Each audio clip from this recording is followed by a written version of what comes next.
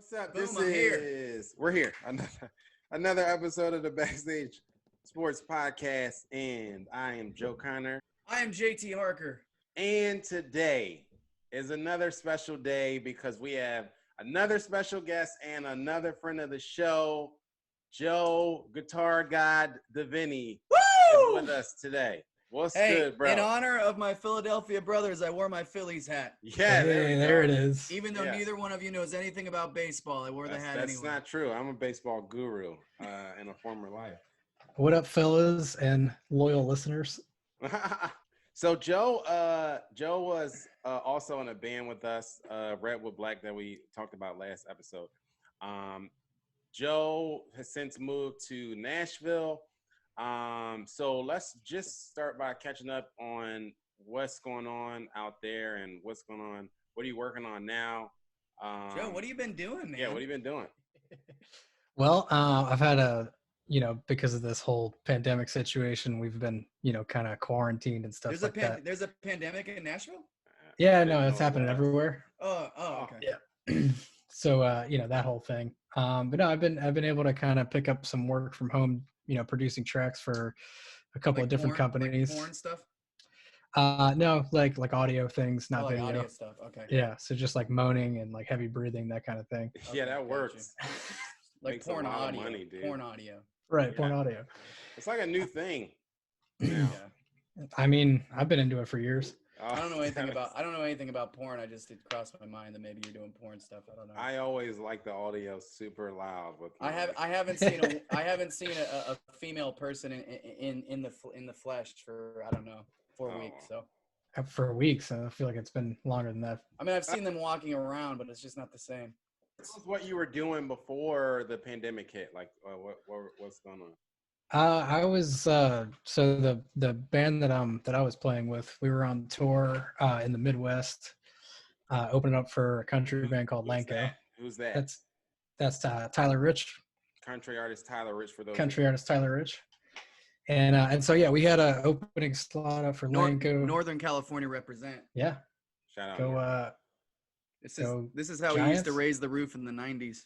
Yeah, there it is. Go Joe. The North raise. Giants.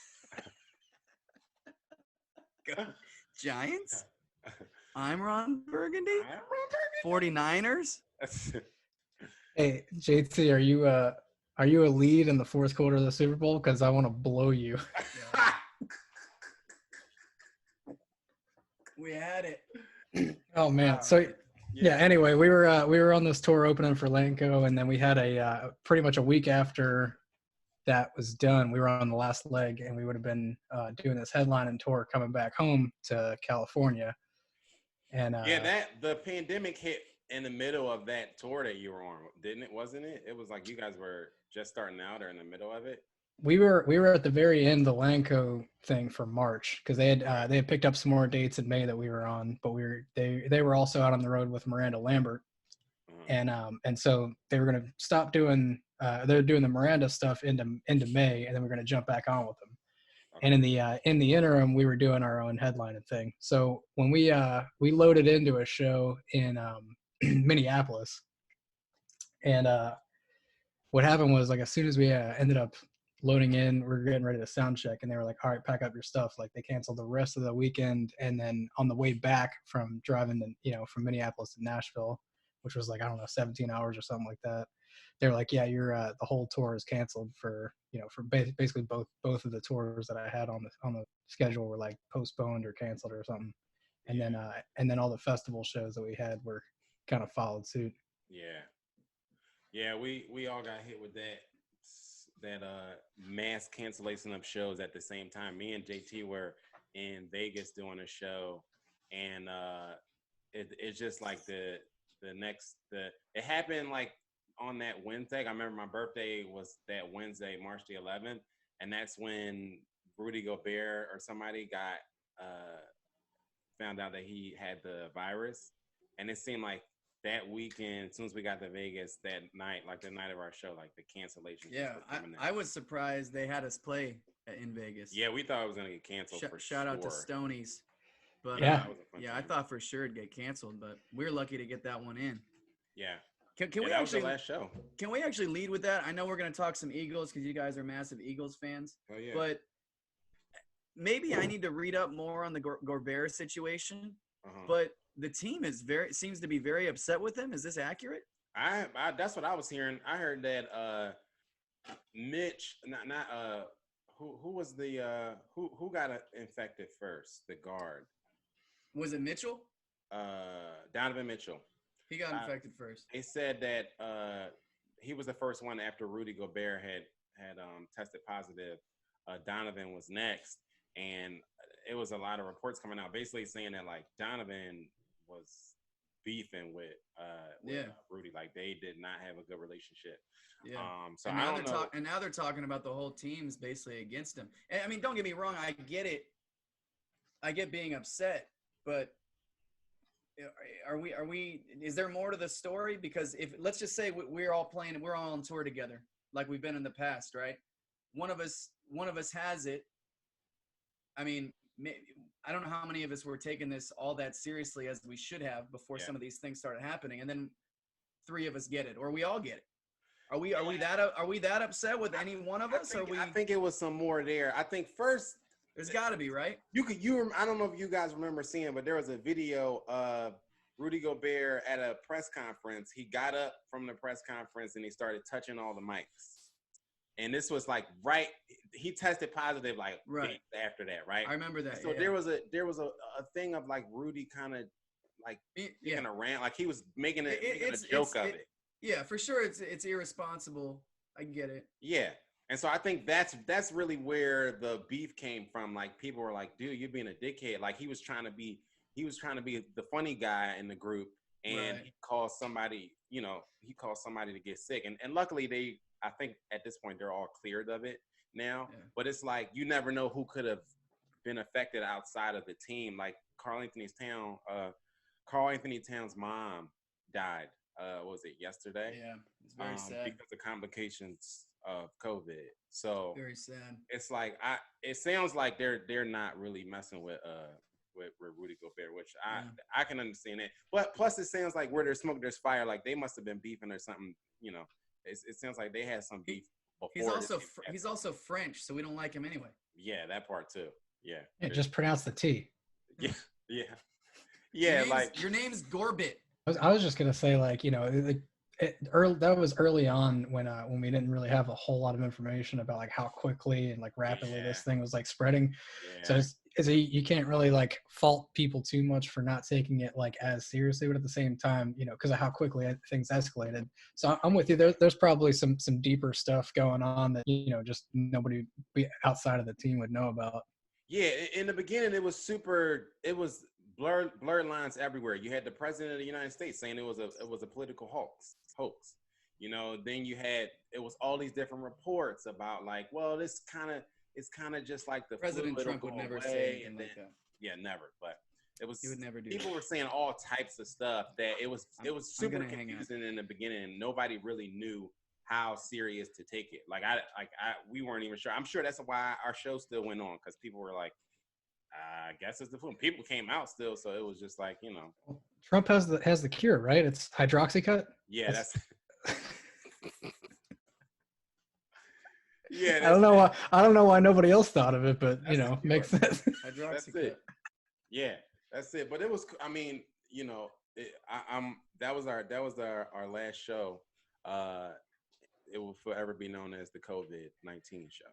What a way to go out, guys. Stoney's incredible. Yeah. Joe's been in a band with us before he went to Nashville. I was just on tour with Joe before he went on that one with a rock artist. Actually, you got the shirt on right now. This is all before the apocalypse hit. So let's jump into it. We are both from Philly. So Eagles free agency hit, and we made a couple like solid moves. Guys, I'm gonna take a nap during this conversation. we made a couple solid moves in free agency. We picked up Nikhil Roby-Coleman, which I think was a big pickup for us. Yeah.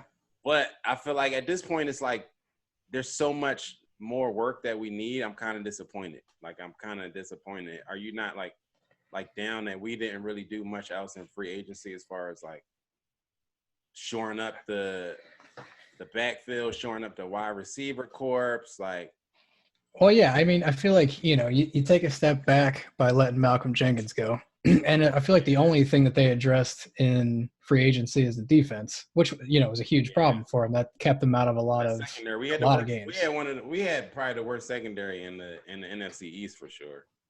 Yeah. And, Jenkins didn't have like as strong of a year as, he's like normally known for having, like he was a beast in 2017, 2018. He let go of a lot of big plays this past year, but it's kind of like every year towards the back half of the year, that secondary kind of comes together and they start balling out a little bit more. Yeah.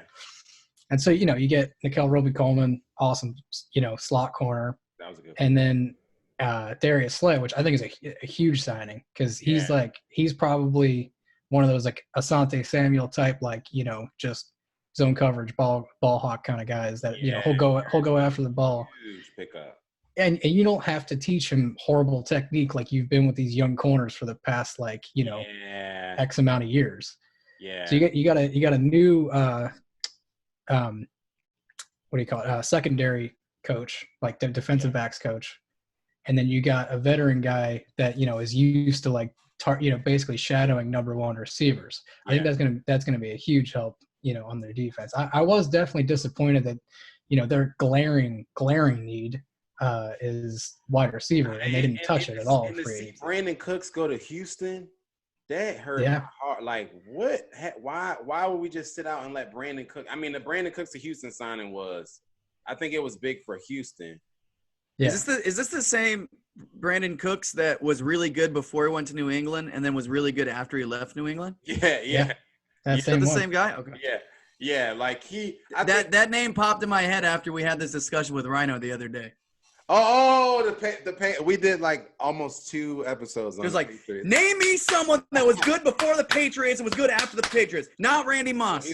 He's one guy, but I guess you don't have to catch me up on that comment. All you wanted. But he also hasn't been the same, which is the reason why the Rams let him go. Well, last year he had concussion stuff. All right, I got a point on this one, right? Yeah. You're drafted and fucking Drew Brees. Sorry, can you curse on this program? Yeah, okay. I did. It already happened. We don't know yet. We're just blazing right past it.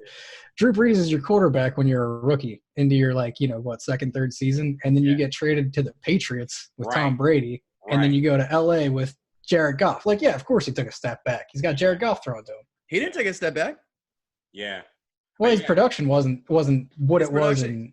Production was as good as it was. I looked at the numbers. Obviously last year he had the concussions. Yeah, last year he took a step back because I dropped. He barely played. He didn't play. Yeah. Yeah. But you take a step back when you don't play. Yeah. That's when you're concussed, you're not going to be as good. Yeah, but the best ability is availability. Like if you always hurt, you always banged up. You know what I mean? Like that's going to play into. That's gonna hurt you even when you're healthy because now you're missing time, you're missing reps. It hurts your conditioning. Well, you and I know from this past year's playoffs, that you can't really help concussion. That's not something that you have any control over. Yeah, Houston's hoping he's able to avoid those. But at the same time, there's Brandon Cooks, but there's also you had a chance at DeAndre Hopkins and you didn't pull the trigger. Yeah, I didn't like that. I mean, but I had this argument with a friend of mine from Baltimore who's texting me like, "Can't believe your Eagles let go of DeAndre Hopkins." And then I was like, "Well, I trust our front office." And from everything I was seeing, they were saying the price was too high. They were saying that this was a situation where they tried to rate the Eagles in a trade, and then when they realized that they couldn't pull it off, they went and got reasonable with somebody else. Right. Yeah, you gotta go with that Patriots model to an extent, and just know that if you're overspending, you're gonna lose that in other spops. Yeah, because I'm like, we still never found out what the asking price for DeAndre was when they when they were in talks with the Eagles. But if the deal is I got to trade away the farm to just get a wide receiver, I wouldn't do the deal. I wouldn't do the deal either. Yeah, you got to know that, if it makes sense to do, they're going to pull the trigger. But, if you got to imagine what the asking price with, that much higher for what, a second and a fourth. Yeah. Like that's to compare to how many picks that they have in like this year's draft and projecting, ahead, like that's not really asking that much. Yeah. But, Howie Roseman was saying that they had a different asking price than what they ended up trading for. It was the same situation. It sounded similar to me as the situation that happened with the Lakers and the Clippers and the Knicks, right? When they were trying to trade for Marcus Morris. The original deal that the Knicks took to the Lakers, they was trying to get the Lakers for everything in the kitchen sink. And the Lakers was like, well, we're not doing it. I think they wanted Kuzma, they wanted Danny Green, they wanted draft picks, and the Lakers was like, no, we're not giving all that away for Marcus Morris. Then they went to the Clippers and they gave Marcus Morris to the Clippers for a bag of chips.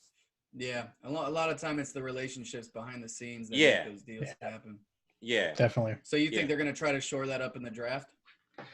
They kind of don't have a choice at this point. Yeah, but then that's the thing is that it's a historically bad team at drafting wide receivers. Yeah, like they just don't know how to do it. Yeah, and and you're relying on like your terrible history at like evaluating talent at that position. Right. Coming out of the draft, or like it's a tough thing to do because you need to be able to look at somebody and tell if they can run and catch a football. Well, you know what I mean? It's not like it's like rocket science and then evaluating wide receivers. Yeah, right. It's the same thing. And the problem is now, like you said, we got a horrible history with drafting wideouts.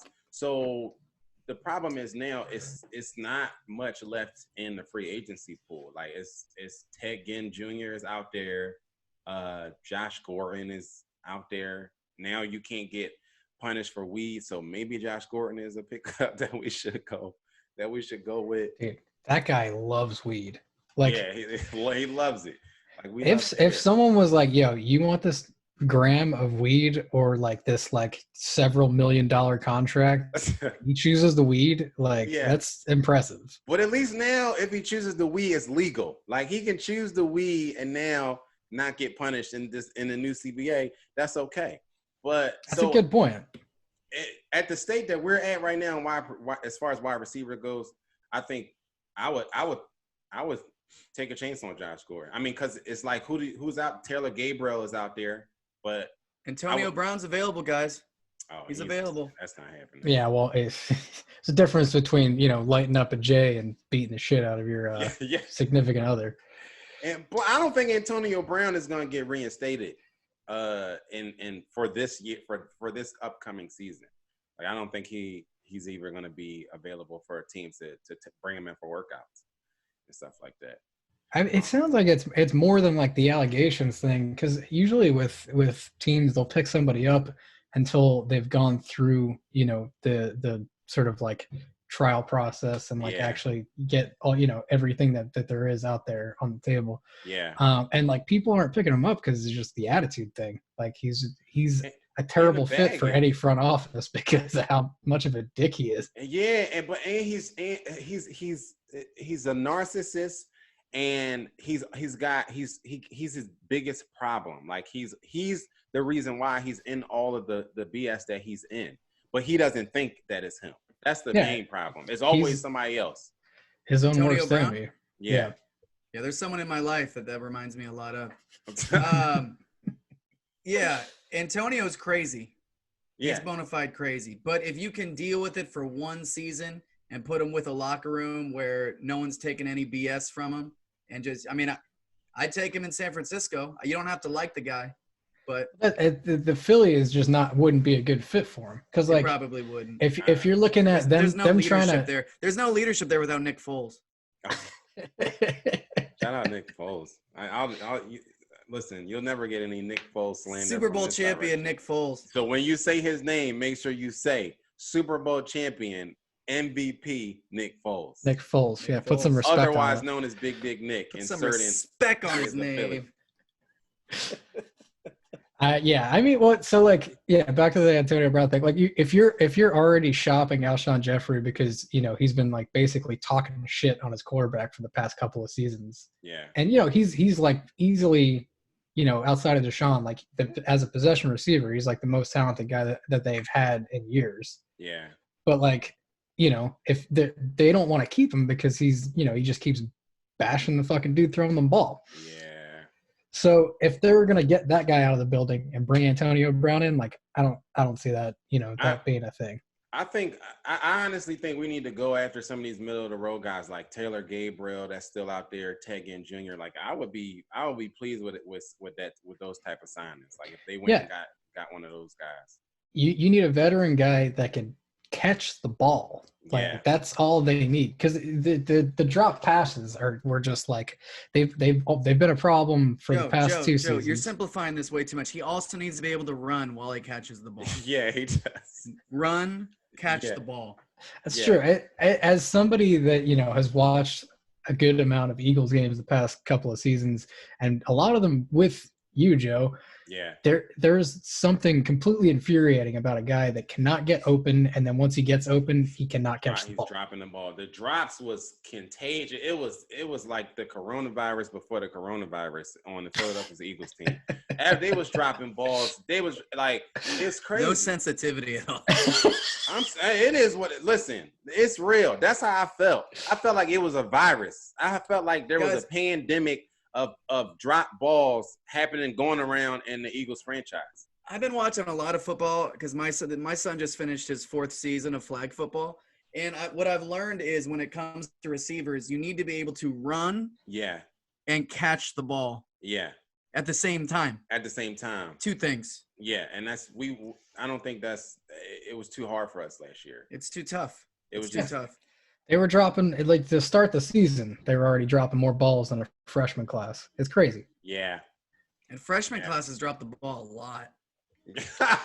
I meant like the balls dropping, like physically. Oh, the balls dropping. Yeah. Like, welcome to adulthood. Like the balls.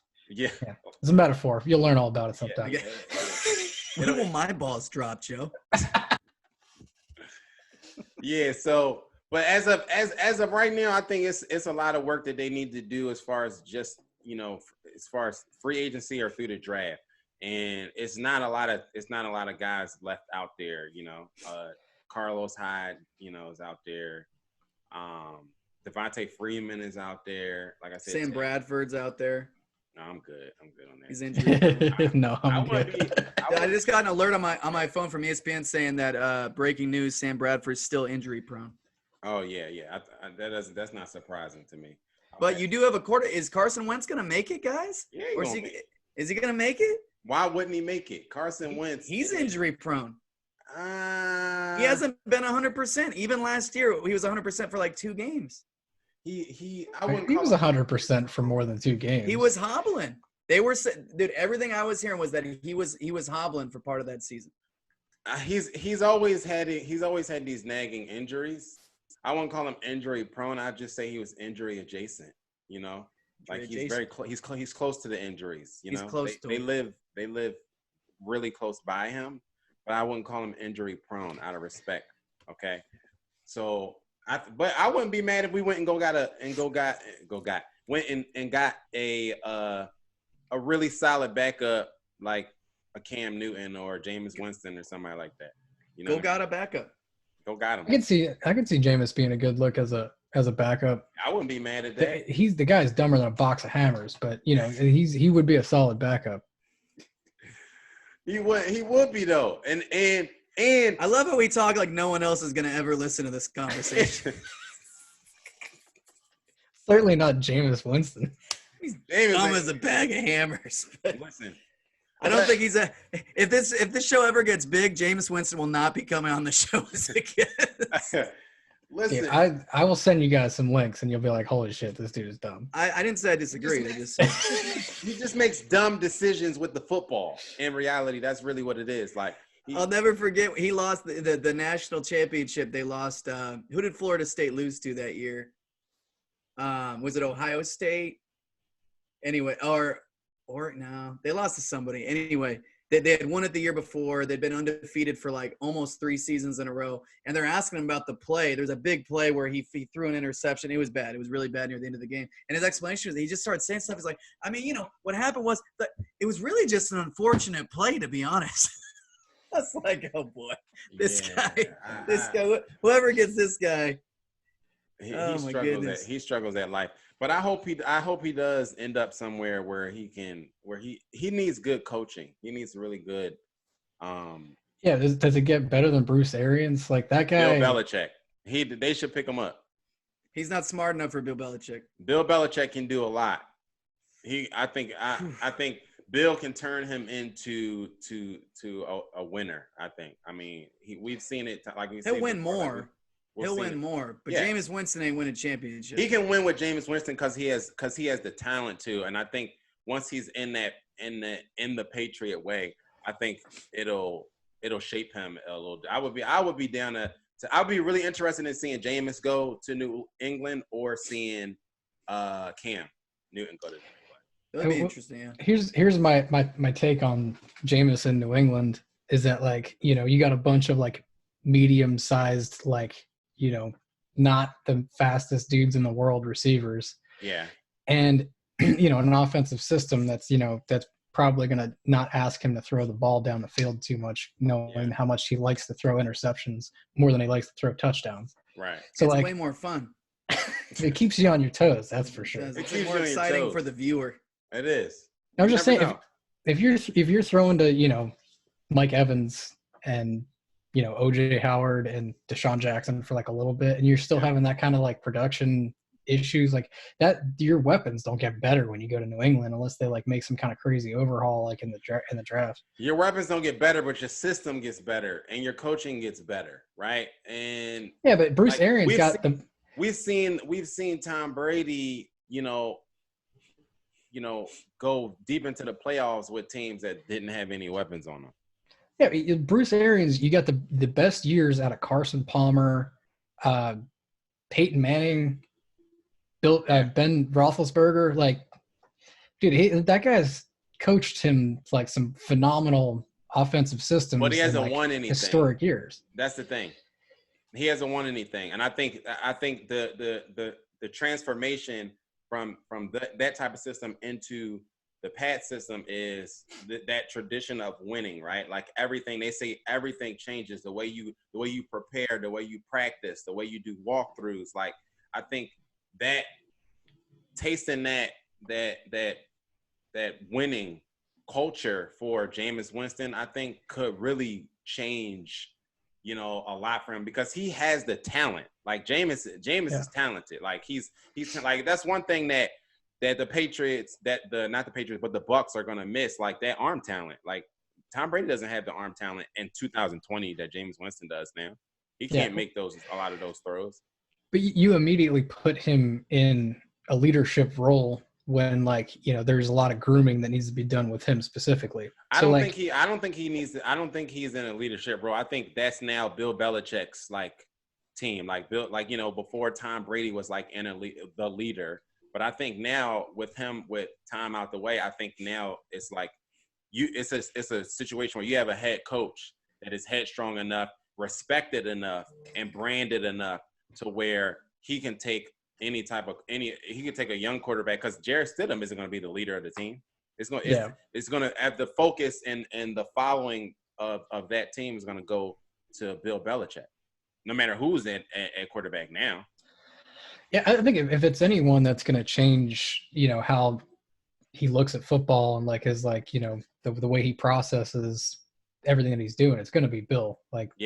He's pretty much the only one that can get starting quarterback level production out of Jameis Winston, I think. Yeah. Speaking of signings, we were just talking about free agencies with the Eagles. Christian McCaffrey signed. I guess what would make him the highest paid running back in the NFL right now. The greatest white running back of all time. The great white hope, Christian McCaffrey. Who's also the only white running back. Exactly. It's by default, but I'll take There's Christian McCaffrey. Christian Others? McCaffrey. The only other guy was I'm gonna forget his name right now, but the other Stanford running back that was playing for the Vikings for a minute, Toby something? Keith. No, What That's the only Toby I know. about Danny Woodhead was what? Danny Woodhead. Danny Woodhead. Danny Woodhead. Is he still in the league? Nah. Is I he? don't know. Danny Woodhead had some good years though for the Chargers. Hold on, I gotta look this guy up. I feel so bad. Which guy? He got second in the Heisman voting. Toby Gerhardt. Oh, but wasn't he was like white? fullback? He was white. Wasn't he was white? Yeah, he was a running back. I mean, back in the day he would have been more like a fullback. Yeah, I think he. But he was might have been good. Toby Gerhardt. I remember Toby Gerhardt. Yeah. But yeah, so they made Christian McCaffrey. I think he was second the year that homeboy from the Saints won it from Alabama. Who's he playing for now? Why am I forgetting names? I'm horrible with names. I remember Toby playing like as more of a fullback type guy. Then He was a big dude. Danny Woodhead reminded me of Christian McCaffrey a little bit. Can we hop into this conversation though? And Devenney, I want to get your opinion on this too. Yeah. What are you gonna say? I was gonna say Christian McCaffrey's contract, 4 years, $16 million, and so we posted about it on the Instagram page. If you're not following Backstage Sports on Instagram, and JT goes, "Do you think is he the best running back in the league?" And I was like, no. I said most valuable. Most valuable. But I heard don't put words in my mouth. I heard best running back in the league, and it went to me. He's not. Like I like him. I like Christian a lot. But when I hear best running back in the league, I think Derrick Henry. Derrick Henry, yeah, it's definitely got to be up there. I think most valuable, you got to go with Zeke, because if that guy's not in the game, it changes their entire offense completely. Yeah. I got to go with McCaffrey just because of his I didn't even realize how much he did on the receiving end until I looked his stats up yesterday. It's insane. that's the other thing too. He's a swing man, to use a term from baseball. Like, he's a Swiss Army knife. So even his coach said, don't call him a running back. Like, it's disrespectful to call him a running back. But that's his position. Yeah, technically, he's a running back, but in the sense of, like, it's like when we talk about basketball, and we talk about pure point guards versus, scoring point guards. Yeah, scoring point guards, right? Like, a lot of people would say, well, Chris Paul is the best pure point guard, right? And they wouldn't really look at Steph Curry as like a pure point guard, right? So then you got to say, well, what are we talking about? Are we talking about just pure running backs, right? Because, if we're just talking about pure running backs, then he doesn't even hit top three. You can go Saquon Barkley, you can go Derrick Henry, you can go Nick Chubb. I was just going by a player that's on the roster with RB next to his name. Okay, but so a guy in a similar role who's probably more valuable and would probably deserve more money is Alvin Kamara. Like, that guy is nice. Yeah, he's another Swiss Army guy, right? And because you can line him up wide, they move him around formations constantly, and it's not just like one position that he's locked into. Like, he can split a running back, and they have like Taysom Hill doing like weird stuff in the backfield and all that. Right. It's like smoke and mirrors. And I feel like if you had a more, creative offensive mind in Carolina, they would be deploying Christian McCaffrey like that, because he's that talented where he can, obviously the receiving numbers are there, the rushing numbers are there, but is that kind of like West Coast offense where the screen plays to like the running back are kind of an extension of the run game. Like, they see that as like, they're kind of run offense. Yeah. And you're just getting this guy out in space and letting him kind of do what he does open field. Yeah. But part of the reason why they have him doing so much in the offense too is because he's small, right? Like, the Titans literally sat on Derrick Henry's back and rolled him through the playoffs, right? You can't really do that with Christian McCaffrey, right? To me, and that's the other reason why this deal to me is a little bit stretch. Like I don't think it was a smart deal, especially in the era of like what the devaluing of the running backs. Like, is the running back position devalued?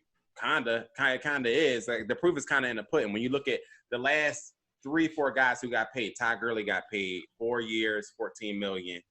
Le'Veon Bell got paid 4 years, $13 million. David Johnson got paid. They didn't do anything after that, right? Even Ezekiel Elliott, when he got his contract, which was ridiculous, the 6 years, $15 million, didn't have a great year. I mean, he was still top 5 in rushing, but that was just because their quarterback. It's risky. It's because they fed him. You know what I mean? Like he wasn't really doing anything impressive. They just like kept driving the ball down his throat. And it didn't lead to wins. It didn't lead to win. They paid him.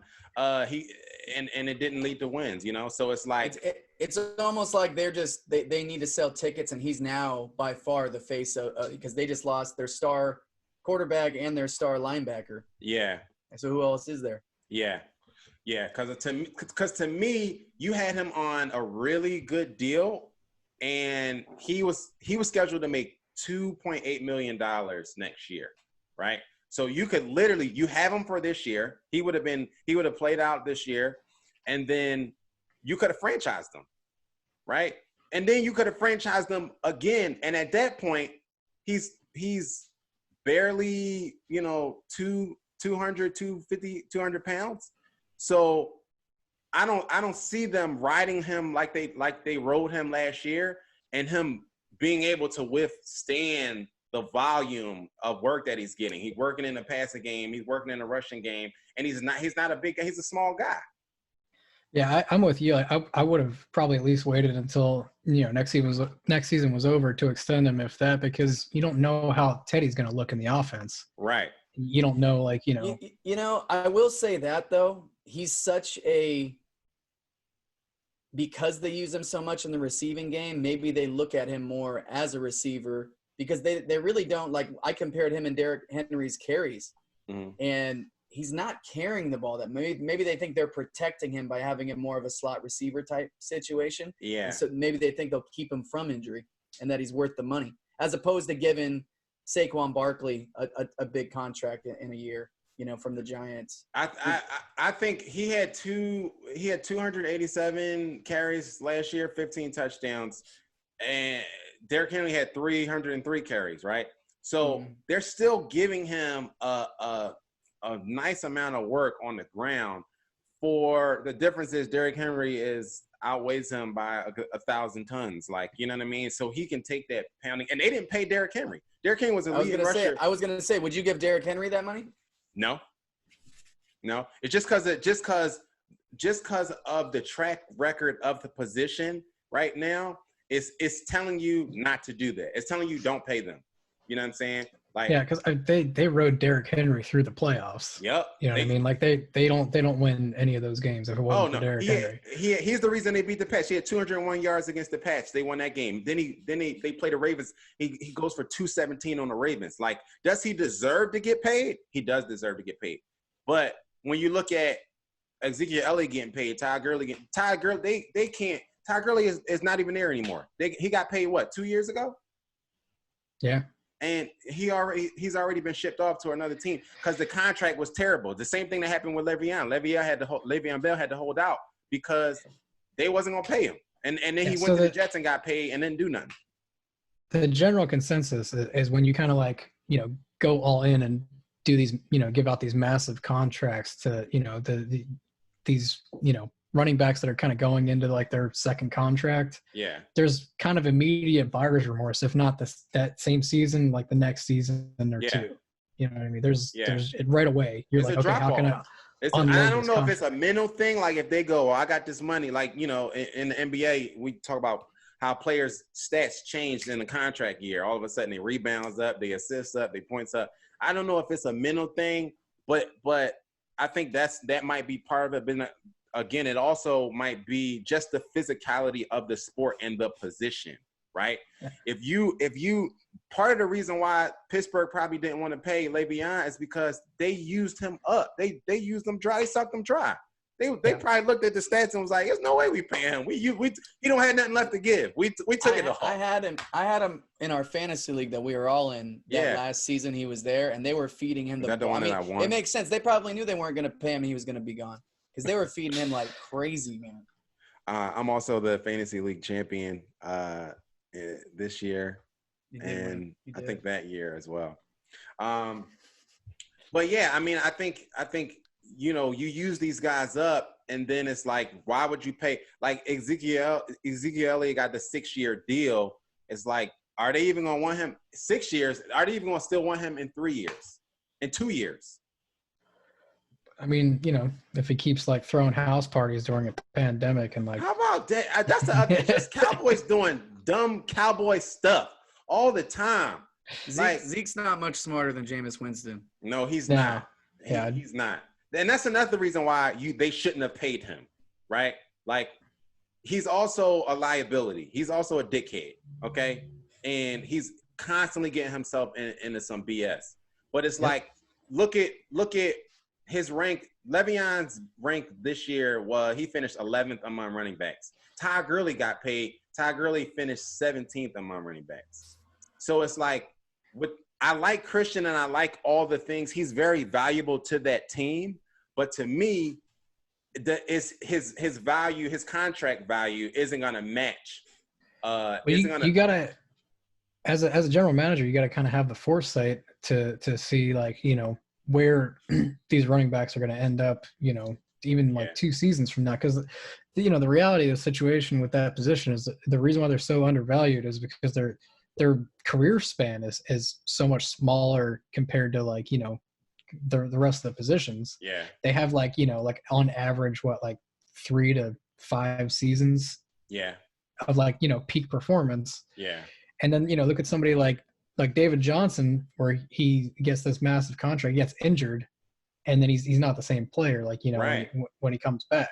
But that's my point. That's all it takes. Like as a running back, it only takes that who was the running back out of Houston? Arian Foster. Arian Foster was running away with the title best running back in the league, right? 1 year later, he recovered, quote unquote, recovered from that injury, and he was literally never the same. Bounced around the league a couple years. Now he's home. You know what I mean? Yeah. So it's like it really only takes one injury to kind of slow them down, to not make them worth the contract that you gave them, right? And for somebody like Christian McCaffrey, where they used him, he played 90% of the snaps last year. So, to me, it's not sustainable. Like you can't do that. It's not sustainable. 3 or 4 seasons from now. You can't do that and then and be the size of a mustard seed as a man and expect him to still be playing at this level 2 and 3 and 4 years from now, and you paying him $16 million a year. I can't see myself doing it. I don't think it was a smart move. Not everybody's Adrian Peterson or Frank Gore. Yeah, and those guys. I mean, Adrian Peterson didn't really have a problem with injuries until kind of like later on in his career, and then he had that like ACL, and he came back like an unprecedented amount of time. Yeah, steroids. Yeah, that's probably why. Was I thinking that in my mind, or did I say that out loud? No slander to Hall of Fame. Fame. How did he do that? I don't wonder how he did that. Yeah, he definitely had some steroids. So who's the best running back in the league to you? Let's start with you, Joe. You had to pick one guy. I would probably go with Derrick Henry. Yeah. Or I toss up between him and Alvin Kamara. Yeah. I would go with Derrick Henry, and if my toss up would be him and Saquon Barkley. Yeah. Saquon has been on a tear, and I think he's only going to get better. He's just on a terrible team. I think Saquon actually, talent for talent, might be the best, but we can't take away, especially what Derrick Henry has done in the playoffs. Like without him, that team doesn't even make the playoffs. You got to look at who they're running behind. Yeah, you know what I mean. That plays a bigger part in it. Is like if they and the other weapons that they have. I mean, both of those guys fit what each of those teams had going on scheme wise perfectly. Yeah. If it's the Patriots don't make either one of those work, because we've seen him make it work with power backs. We've seen him make it work with, Christian McCaffrey can kind of be a Julian Edelman / whatever for them. But man, they're both exciting to watch. And you know what else is interesting? We thought the NFL was going away from the power running back. It wasn't existing. There weren't any of those guys. Like Derrick Henry was like a dinosaur, and now all of a sudden it's the new thing again. Yeah. Yeah, because we looked at Le'Veon Bell and thought he's going to be the new trend. Like this. Yeah, and everybody was doing it. Yeah, everybody was doing that. Yeah, but I think now they're going to start looking for the next Derrick Henry in the draft. Teams are going to start bringing that power running back, kind of philosophy back, because he's going to be. I think Derrick is going to be one of the more durable backs, mainly just because of his massive size. Yeah. Big boy. Yeah. And with these other guys, it's just, I think that you're going to see the trend continue of getting them in there, getting a couple years out of them, and then moving them along. He's the new Marshawn Lynch. Yeah, and it'll bring more value back to the position, because, like, why I'm here. Another reason why why the value for running backs kind of went down is because, like, you had this whole like spread offense thing take over the league for the past number of years. It's a passing league. Yeah, to where running backs kind of become like just another wide receiver on the field. Yeah. Now that you're seeing teams go back to like this whole like bruiser downhill runner scheme. Yeah, you'll probably see those numbers inflate on like running backs contracts, because they're that important to their offense. You gotta maintain a balance in order to like catch defenses on their toes. Yeah, I actually thought the Titans was going to be a place that Tom Brady was gonna think more about and end up, because that would have been. I mean, as much as he's regressed as a quarterback, and people don't want to admit, I think the Titans. Really, I don't think they need a lot. Like him regressing as a quarterback is a lot better than the ceiling of what's his name, Ryan Tannehill. Yeah, that's true. They thought he was going there, because my one of my label guys, Julian, shout out to Julian King, he said that they were looking. Actually, no, it was Derrick. Said that they were looking at Tom was looking at schools in Nashville. Oh wow! They thought it was a done deal. Yeah, a lot of people in Tennessee thought he was coming here. There was also a rumor that he has an interest in a music career after football.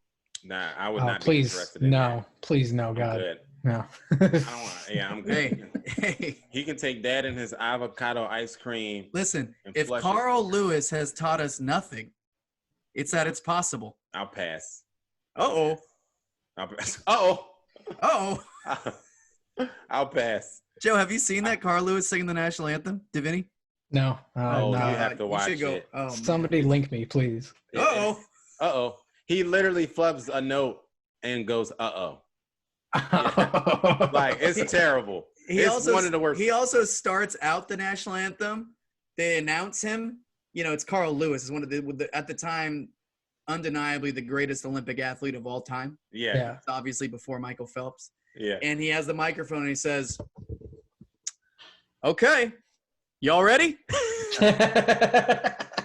He did. That's how he starts the national anthem. And right there, you should have known this is so clearly he was nervous, and then he hits he tries to go too high. I think he started in a key way too high, and he can't hit the note. And he's like, yeah. Uh-oh. All right, we're getting it back. Bro, he must have been lit. He was drunk. Like it. What? Oh, he did all the drugs. Oh no, he doesn't drink or do drugs. Oh, so now anymore. He's high on life. And neither does his boyfriend. He's what? I said neither does his boyfriend. Is he? Maybe not. But I think so. Yeah. We're not about to start rumors here on the Backstage Rush podcast. I think it's a known thing. Is it? Yeah. Shout out to the gays. We love the gays. All right. Yeah, I didn't know that, but I did know that he flubbed that note. Uh-oh. Yeah. Okay, so before we get out of here, want to get you guys' take on this new playoff format, right? So the NFL owners approved the 14-team playoff format in 2020. So a quick rundown of what it is. So there's going to be 3 wild card teams in each conference now. This is going to result in the 6 wild card games being played in back-to-back triple headers during wild card weekend, and the number 7 seed is going to play the number 2 seed, which means that only the 1 seeds in each conference get a first round bye. So what did you guys think when you guys heard about this getting passed? You got a system that's been working for so long, and they keep trying to, adapt and find new ways to keep it interesting because, like, ratings and all that stuff. It's like it's not broke. Like the system works. There's no need to like overcomplicate things just to keep it interesting for like, the middle America dumb fans that like, they're mad about their team never getting in the playoffs. So we love middle America. So please continue listening to the podcast. Once again, like no one's ever going to hear the podcast. Meanwhile, the two of the guys on the show right now are from Pennsylvania. Yes. We can edit out that last part. Yeah. I mean, middle America. Yeah. Anyway, I'm saying that, there's, like my parents and people like that. I thought it was East Coast.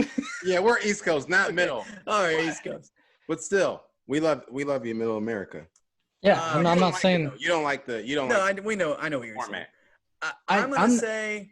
I'm sorry. Yeah. Finish. I'm not a fan of the format because of like the constant like evolution that the NFL is going through to try and make it more watchable for fans. Like, and then that's the only reason to do this, because you're not really like enhancing the experience for the players and the coaches and stuff like that. If anything, like you're prolonging the actual season itself in the postseason.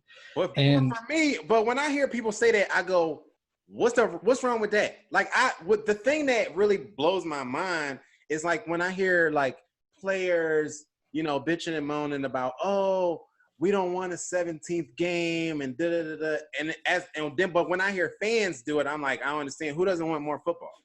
Like, I think the adding more teams for the playoff is a way to avoid just adding a 17th game, because now at least they're playing for something. Everybody wants to be in the playoffs. So it's more money for the players. It's more money for the teams. I think it's a good thing. I think it's a good thing. I wouldn't be – I think there's – I don't think expanding the season is a bad thing, because especially when they say they're going to take away a preseason game, right, which is meaningless, which is really just robbing the fans because they charge almost like regular season ticket prices and all of that for preseason games. You know what I mean? Yeah. So now you're getting an extra game, an extra chance to go to the stadiums and actually – have a chance to watch it live. The only thing, I mean, and it's not that big of a deal, but, we've already seen some teams, even subpar. What was it? The last team that was a sub 500 team was the Seahawks, and they went in and beat. Yeah. I think they went and beat. Who did they beat in the playoffs that year?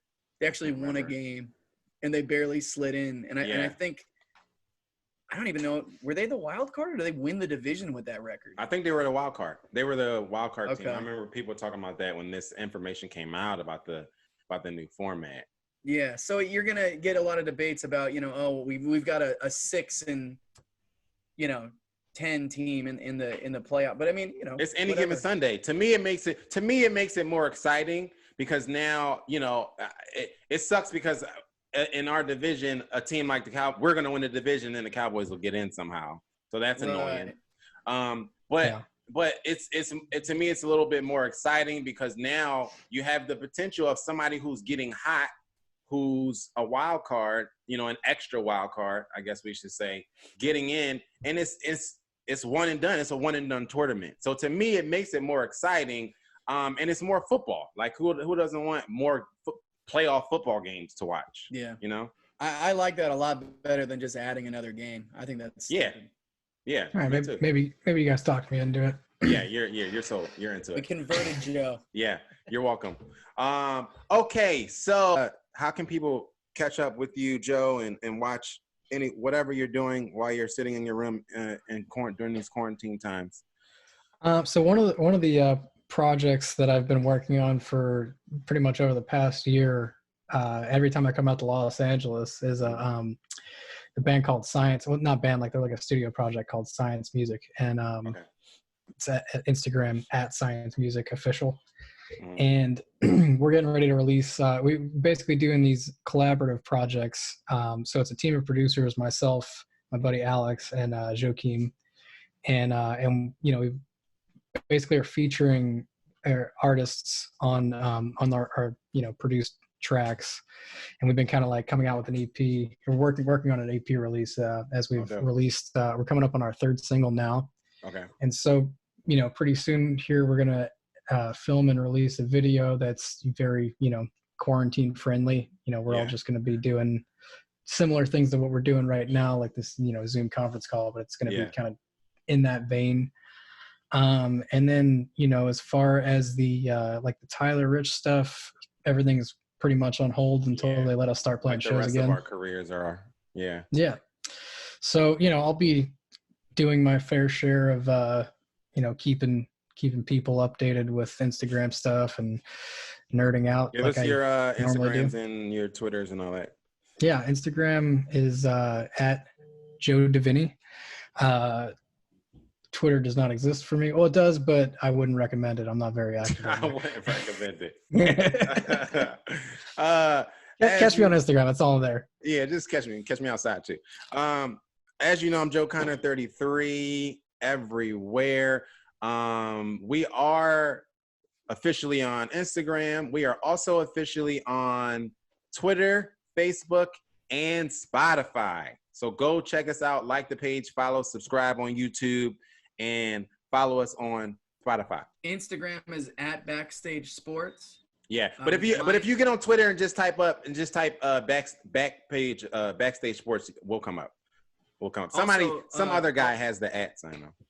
Also, announcement from me. There's not a lot of music announcements happening, but music video CMT.com, April 17th. Oh, hell yeah. For my latest single featuring none other than the great Joe Connor.